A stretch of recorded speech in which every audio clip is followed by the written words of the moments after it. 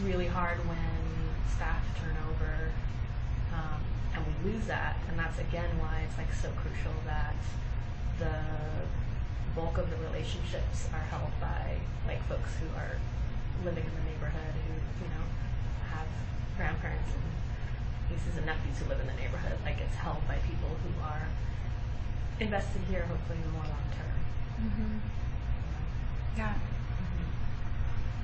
I'm really glad you brought that up. I think it's important to articulate that part about the relationships that the community has. Gosh, yeah. Yeah. Yeah, and you know Wasangola, right? Mm-hmm. Yeah, and you know, he's like, this also struck me recently. We're going over our different demographics in the garden, and then people who've done the Good Food Survey for our discounts in the market. And we in the garden, like, you know, the surveys showed that for 64% of gardeners, English was not their first language, and then in the market, only 15%. Wow. Yeah. And so that was like a huge like red flag. Like, we are not like reaching folks who, you know, predominantly reaching folks who English is their first language. But that's not the demographic of this neighborhood. But I think what's different about the garden is that we have Wasangolo, who speaks like 7 languages. Does he really? He does. That's incredible. Yeah. Who's like our organizer, and who's like connecting his like neighbor, you know. So it brings completely different results, brings completely different people to the table. Mm. You know, that's it. It's who our organizers are and who relationships are. So when you say the demographics from the survey results aren't the same as do you mean that there's a higher representation of non-English speakers In the garden than in the neighborhood? Wow. Yeah. And in the market too? Market customers? No, sorry. In the garden versus the market. Okay. I see. Yeah.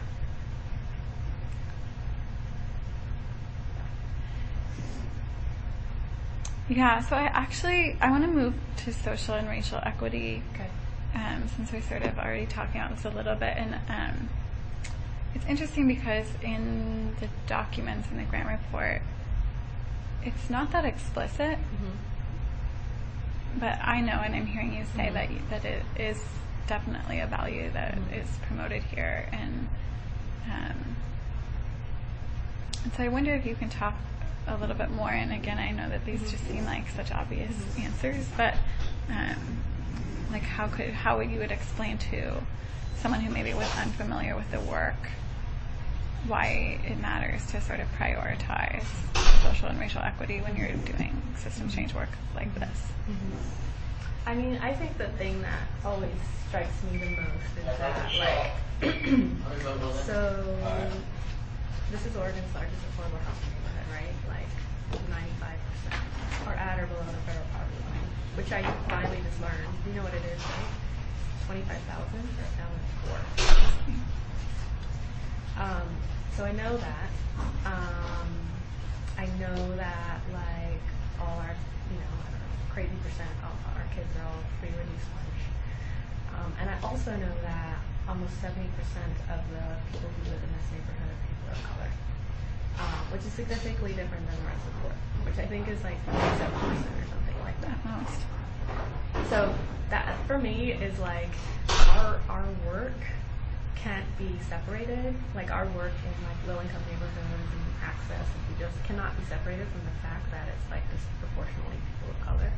So I just see like this neighborhood, you know, in this neighborhood in this town is like this incredible intersection of race and class and equity. So, you know, I mean, yeah, just as a nonprofit doing access work, we're dealing with like you know, a history of racism. I mean, people who've been living in Portland for generations, whose families have been displaced. Like, that's all a part of our work and people's stories, and yeah, and our relationships. So I think particularly in this neighborhood, it can't be separated at all.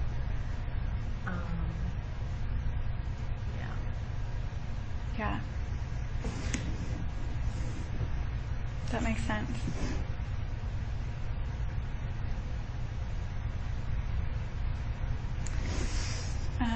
Okay, we'll move to collaborative partnerships, but feel free. I mean, all these things are obviously interrelated, and so feel free also if you want to jump around, we can do that too.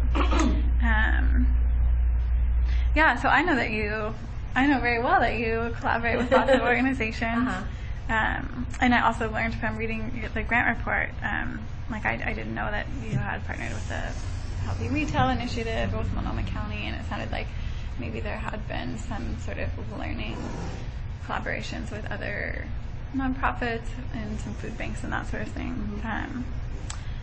So how do you feel that building partnerships like that have moved your system change goals forward? Or have they? Yeah. No, I mean, I think, I guess I don't know if I'll be able to put words to it, but I just inherently believe in the strengths of collaborations and partnerships, because why would we have all the answers or be able to do all the things, right? So we want to rely on everyone else's strengths and connections and relationships. And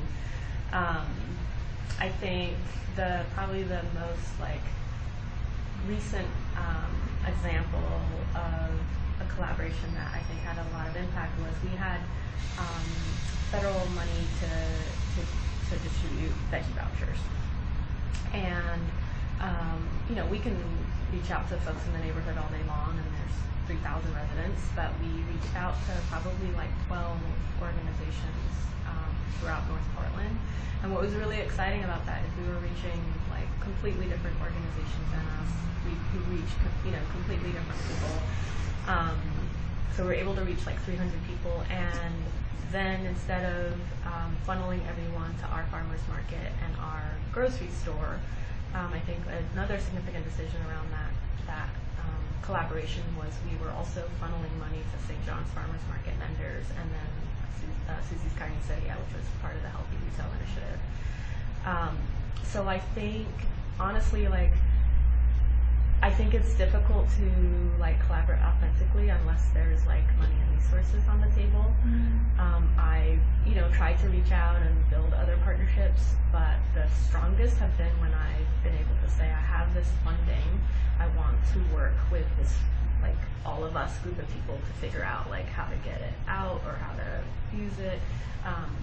So I think we reaching out to other partnerships is amazing. We can all bring our different strengths and stuff, but when there's actual funding that we the CSA partnerships, when we can all are accountable to working together, I think that's definitely way more impactful, and also forces us to think beyond what's best for our own organization and our own immediate community, which I think is just so much richer.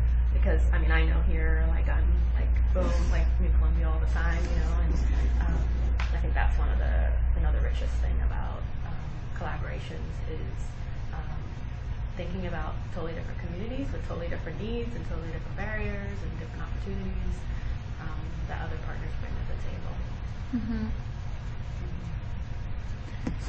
That's interesting about what motivates people to collaborate. I think there's absolute I would assume a lot of people believe the strengths of working together and partnering and collaborating, and I also believe the truth of nonprofit work is it's really hard to be accountable to that if the funding isn't there. We are so driven by our biggest stakeholders, which is unfortunately often where the money,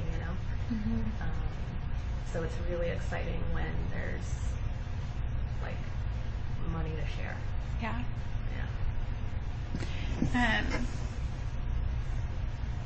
With regards to the sort of KPCF funding, I can't remember when you started here. Me started? Yeah. I'm coming up on 3 years in November. Okay. Yeah. So I'm not sure if you did work with the Healthy Retail Initiative in the sort of the market was starting up.